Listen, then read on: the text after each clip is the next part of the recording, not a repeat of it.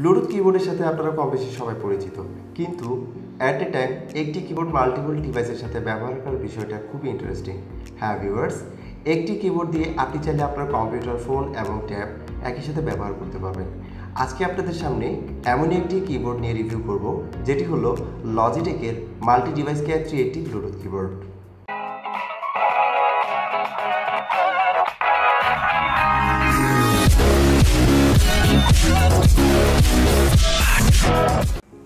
Hello viewers, Gizmotrix টিভির পক্ষ থেকে আমি সোহাগ আপনাদেরকে জানাই ওয়েলকাম। যারা আমাদের চ্যানেলে নতুন এসেছেন তারা অবশ্যই সাবস্ক্রাইব করবেন এবং পাশের বেল আইকনটিতে প্রেস করবেন পরবর্তী নতুন কোনো ভিডিও নোটিফিকেশন পেতে। এই কিবোর্ডটিকে আনবক্স করার পূর্বে আপনাদেরকে কিছু ধারণা দিয়ে নিই। এই কিবোর্ডটিকে আপনারা চাইলে Windows, Mac, Chrome OS, Apple TV, smartphone, tab এমন সব ডিভাইসের সাথে ব্যবহার করতে পারবেন। তবে যারা ডেস্কটপ ইউজার আছেন তারা এই কিবোর্ডটিকে ব্যবহার করতে হলে একটা এক্সটার্নাল ব্লুটুথ অ্যাডাপ্টার লাগবে, যদি সেই ব্লুটুথ অ্যাডাপ্টারটি আপনার ডেস্কটপে বিল্ট ইন না থাকে।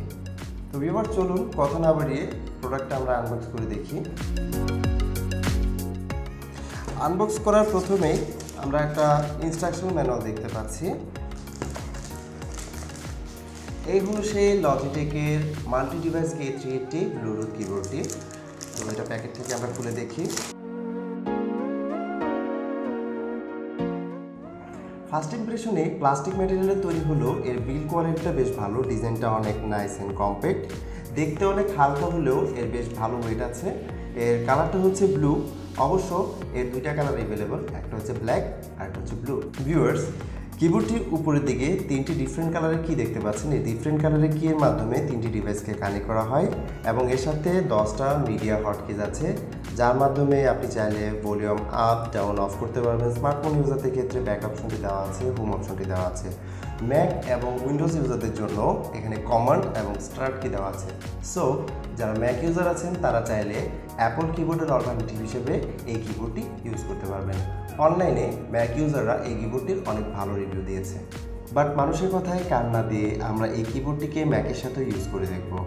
কিবোর্ডটির বাম পাশের উপরের দিকে পাওয়ার অন অফ বাটন আছে। কিবোর্ডটির পেছনের দিকে 4টা রাবার গ্রিপ লাগানো আছে। কিবোর্ডটির ওয়েট এবং এই রাবার গ্রিপের কারণে টেবিলে ইউজ করার সময় এই কিবোর্ডটি নড়াচড়া করে না। কিবোর্ডটির পেছনের উপরের দিকে ব্যাটারি লাগানোর অপশনস আছে। এখানে এই কিবোর্ডটিকে ব্যবহার করতে হলে দুইটা SSS এর ব্যাটারি ইউজ করতে হবে।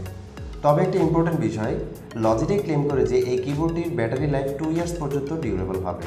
আমরা এই কিবোর্ডটিকে অনলাইন থেকে কিনেছিলাম 2990 টাকায়, যদিও বিভিন্ন ওয়েবসাইটে এই কিবোর্ডটির প্রাইস স্লাইটলি ভেরি করতে পারে। নিচে ডেসক্রিপশন সেকশনে কিছু ওয়েবসাইটের লিঙ্ক মেনশন করে দেওয়া আছে, আপনারা চাইলে চেক করতে পারেন। লজিটেক এই কিবোর্ডটির ওয়ারেন্টি 1 বছর পর্যন্ত দিয়েছে। তো চলুন ভিউয়ার্স, আমরা এবার কিবোর্ডটিকে 3টা ডিভাইসের সাথে কানেক্ট করে ইউজ করে দেখব। কিবোর্ডটির উপরে যে 3টে ডিফারেন্ট কালারের কি আছে 1, 2, 3, এই কিগুলো দিয়ে 3টি ডিভাইসকে কানেক্ট করা হয় এবং একটি ডিভাইস থেকে আরেকটি ডিভাইসে ইজিলি সুইচ করা যায়। 2 নম্বর এবং 3 নম্বর কি দিয়ে অলরেডি আমাদের স্মার্টফোনটি এবং ম্যাকটি কানেক্ট করা আছে। ডিভাইস কানেক্ট করার পদ্ধতিগুলো সেম, তাই আজকে 1 নম্বর কি এর সাথে আমাদের ল্যাপটপটি কানেক্ট করে আপনাদেরকে দেখাবো, যাতে কানেক্ট করার প্রসিডিউরটা আপনারা বুঝতে পারেন। প্রথমেই উইন্ডোজের সেটিংস অথবা কন্ট্রোল প্যানেলে ব্লুটুথ অপশনটি খুঁজব এবং ক্লিক করব। ক্লিক করার পরে অ্যাড ব্লুটুথ ডিভাইসে ক্লিক করব। ক্লিক করার সাথে সাথে আপনার ল্যাপটপটি ব্লুটুথ ডিভাইস সার্চ করা শুরু করে দেবে। যেহেতু আমরা 1 নম্বর কি এর সাথে ল্যাপটপটি কানেক্ট করব, তাই 1 নম্বর কিটিতে 3 সেকেন্ডের জন্য প্রেস করে ধরে রাখব।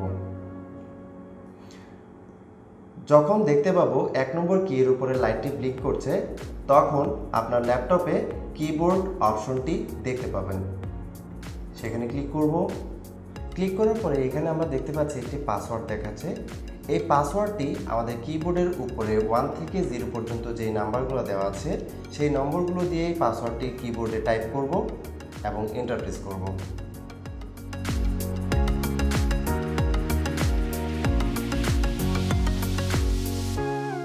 দেখুন ভিউয়ার্স, আমাদের কিবোর্ডটিকে অলরেডি ল্যাপটপের সাথে পেয়ার্ড এবং কানেক্টেড হয়ে গেছে। এখন আমরা 1, 2 এবং 3 কি এর মাধ্যমে ডিভাইস টু ডিভাইস সুইচ করে এবং টাইপ করে দেখব।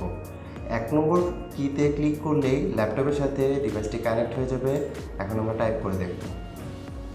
এই যে দেখুন, এখন আমরা 2 নম্বর কিতে প্রেস করব। প্রেস করলেই কিবোর্ডটি স্মার্টফোনের সাথে কানেক্ট হয়ে যাবে। টাইপিং করে দেখছি। এখন আমরা 3 নম্বর কিতে প্রেস করলেই ম্যাকের সাথে কানেক্ট হয়ে যাবে। তো এভাবেই আমরা 3টি কি প্রেস করার মাধ্যমে ডিভাইস টু ডিভাইস সুইচ করতে পারবো এবং 3টি ডিভাইসই এই কিবোর্ডের মাধ্যমে ইউজ করতে পারবো।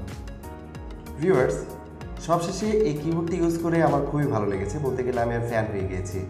যদিও সার্কেল কিগুলো প্রথমে আমার তেমনটা পছন্দ হয়নি, বাট কিছুক্ষণ ব্যবহার করার পরে আমার কাছে এটা খুবই কমফোর্টেবল মনে হয়েছে। ম্যাক মিনি, ল্যাপটপ, স্মার্টফোনের সাথে ইউজ করে দেখলাম যে খুব দ্রুত ডিভাইস টু ডিভাইস সুইচ করে টাইপিং করা যাচ্ছে।